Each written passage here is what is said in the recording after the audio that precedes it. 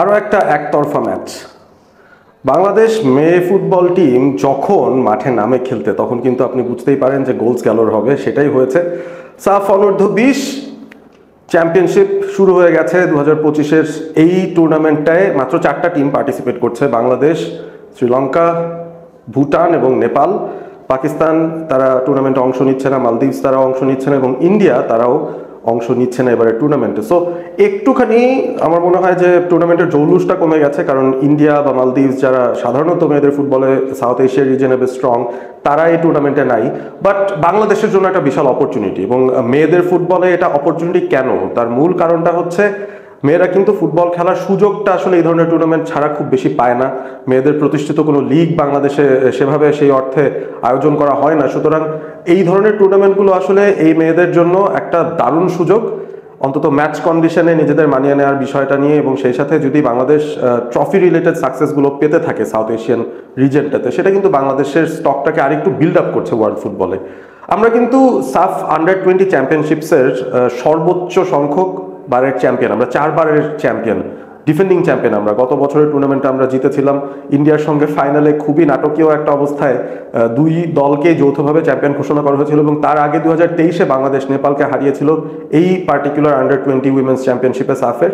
এবং বাংলাদেশের রেকর্ডটা এতটাই ভালো, পাইপলাইনটা থেকে যে ধরনের প্লেয়াররা বেরিয়ে আসছেন দেখতেও খুব ভালো লাগছে।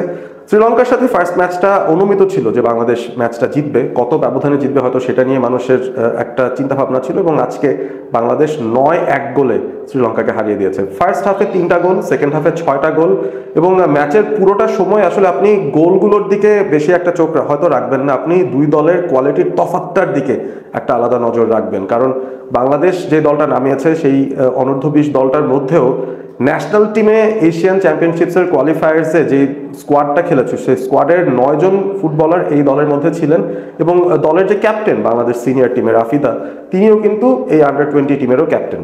So it was very easy, আমার কাছে মনে হয় ইট ওয়াজ লাইক আ ব্রিজ।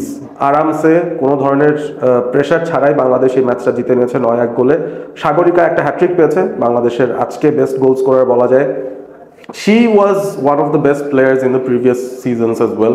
গত বছর 2024-এ যেই সাফ আন্ডার-20 টুর্নামেন্ট হয়েছিল সেখানেও সাগরিকা টপ গোল স্কোরার ছিল। সো তার এখনো এজ লিমিটটা আছে, যে কারণে সে খেলছে।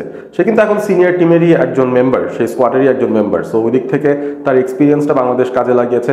আফিদাকে ফার্স্ট হাফের পরেই বাংলাদেশ রেস্ট দিয়েছে।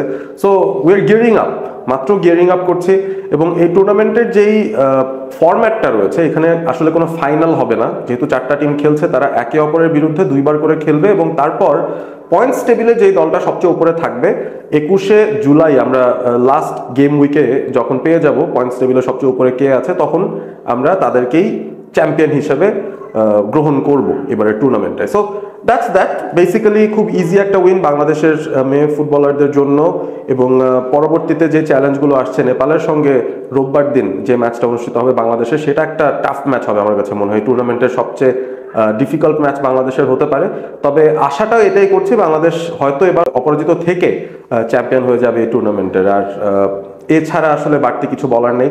We just hope they keep up to this performance. এবং বাংলাদেশের মেয়েদের ফুটবল যেই লেভেলে এগিয়ে যাচ্ছে, আমার কাছে মনে হয় আমরা অলরেডি শুধুমাত্র সাউথ এশিয়া জোনটা না, আমরা এশিয়া জোনেই কম্পিট করার মতো একটা লেভেলে পৌঁছে যাচ্ছি আমাদের নারী দলের নিয়ে। সো এই জায়গা থেকে একটা এনকারেজমেন্ট আমরা ডেফিনেটলি পাই। আর মাঠের যে কন্ডিশন, আমি বলবো যে আজকে বসুন্ধরা কিংস অ্যারিনাতে খেলাটা হচ্ছে, এবং সেইখানে প্রথমবারের মতো আসলে সাফের একটা ইভেন্ট আয়োজন করা হচ্ছে। The stadium is great, but মাঠের কন্ডিশনটা নিয়ে কিন্তু কিছু প্রশ্ন তোলাই যায়। আমরা গ্রাউন্ডের যেই পিচের যে অবস্থাটা দেখেছি, খুব একটা ভালো অবস্থায় নাই, বৃষ্টিও পড়েছে, আমার মনে হয় প্রিপেয়ার করতে খানিকটা সময় লেগেছে, এবং এই জায়গাটাতে একটা স্ট্রাগল হয়তো সব টিমই করবে। So let's see, let's hope the surface improves, কারণ সারফেসটা ইমপ্রুভ করলে আপনি ট্রু ফুটবলের এসেন্সটা পেয়ে যাবেন।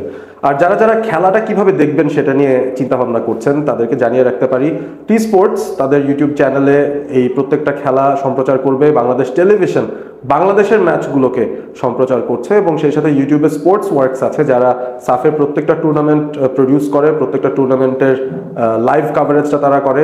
সো স্পোর্টস ওয়ার্কস তারা হচ্ছে ইংরেজি কমেন্ট্রিতে তারা ইউটিউবে এই খেলাগুলো দেখাচ্ছে। সুতরাং খেলা দেখার অনেক স্কোপ আছে আপনাদের এবং আশা করব আপনারা বাংলাদেশ ফুটবলের সঙ্গে অবশ্যই থাকবেন, বাংলাদেশ নারী ফুটবল টিমকে এনকারেজ করবেন এবং মাঠে যদি এসে খেলা না দেখতে পারেন অন্তত আপনারা খেলাটা টিভিতে কিংবা বিভিন্ন অনলাইন প্ল্যাটফর্মে দেখার চেষ্টা করবেন এবং বাংলাদেশের নারী ফুটবল দলের যে উত্থানটা সেই উত্থানের সঙ্গী হবেন।